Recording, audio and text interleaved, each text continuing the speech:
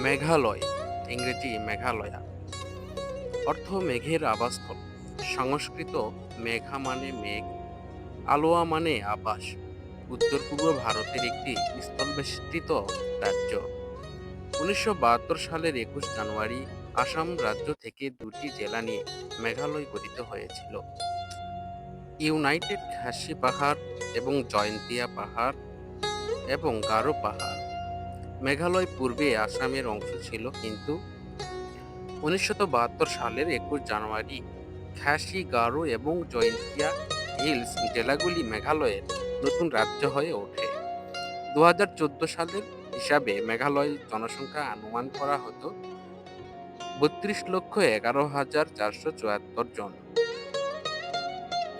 মেঘালয় প্রায় 22,430 বর্গ কিলোমিটার এলাকা জুড়ে বিস্তৃত, যার দৈর্ঘ্য থেকে প্রশস্ত অনুপাতিক প্রায় 3:1।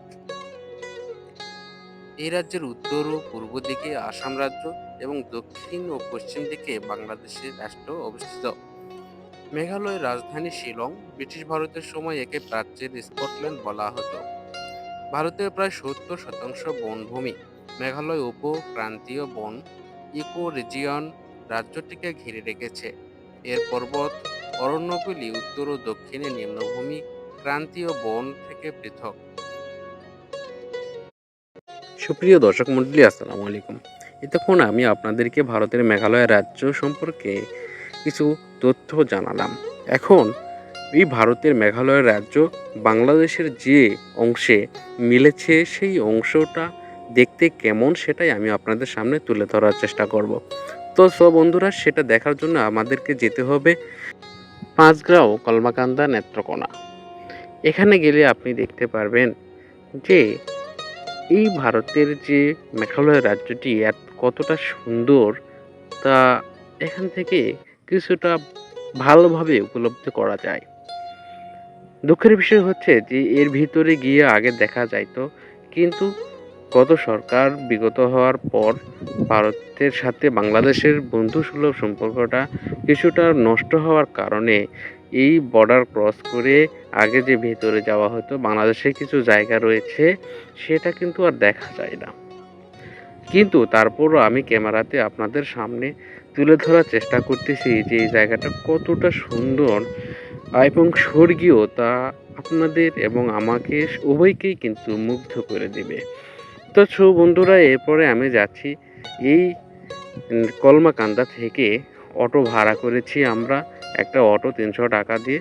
সেই 300 টাকা অটো ভাড়া দিয়ে এখন যাচ্ছি যে পাতলা বন। এখান থেকে অল্পখানি দূরে 4-5 বা 6 কিলোমিটার দূরে রয়েছে এই পাতলা বন। এই পাতলা বনে আমরা যাচ্ছি। সেখান থেকে আবার কিন্তু এই যে দেখেন, এখান থেকে আবার এই যে পুরা মেঘালয় রাজ্যের যে বর্ডার সামনে, এবং সেখানে রয়েছে অনেক গাছপালা, পাহাড় পর্বত, এবং সামনে দিয়ে নদীটা, ওই নদীতেই কিন্তু পাথর সংগ্রহ করে স্থানীয় বাসিন্দারা।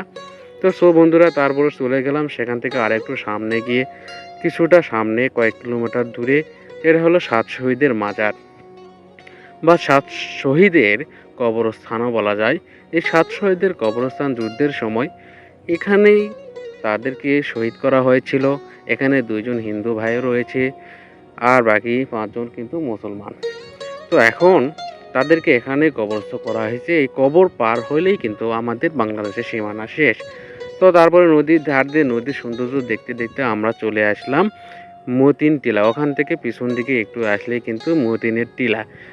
এটা হচ্ছে এখানকার সবচেয়ে উঁচু জায়গাগুলোর মধ্যে, যা বাংলাদেশের মধ্যে পড়েছে।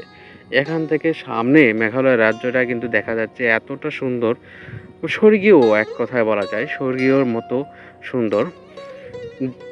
তারপরে আমরা এখন চলে যাচ্ছি বিরিশিরি নদীর যে বাঁশের সাঁকো হয়ে এখন চলে আসলাম চুনা পাথর বা দুর্গাপুরের যে চুনা পাহাড়। এই চুনা পাহাড় চলে এসেছি। দেখুন, এটা বাংলাদেশের একটি প্রাকৃতিক সম্পদের মধ্যে পড়ে, যে চুনা পাথর বা প্রাকৃতিক সম্পদ। এভাবেই মেঘালয় রাজ্যের যে চতুর্দিক বাংলাদেশের যে অংশটা পড়েছে, যে বর্ডারগুলোর সাইড পড়েছে, সেটা কিন্তু মোটামুটি সবখানেই কিন্তু পাহাড় দিয়ে পরিপূর্ণ, মানে পাহাড় দিয়ে ঘেরা।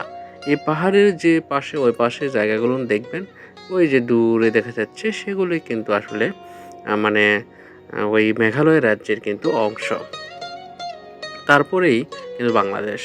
তো এভাবেই কিন্তু বাংলাদেশের নেত্রকোনা জেলার যে শেষ সীমানা বা বাংলাদেশের শেষ অংশ যা ইন্ডিয়ার সাথে সম্পৃক্ত, ইন্ডিয়ার মেঘালয় রাজ্যের সঙ্গে সম্পৃক্ত, সেই অংশটুকু পুরোটাই পাহাড় দিয়ে ঘিরে থাকার কারণে বাংলাদেশ কিন্তু প্রাকৃতিকভাবেই সুরক্ষিত।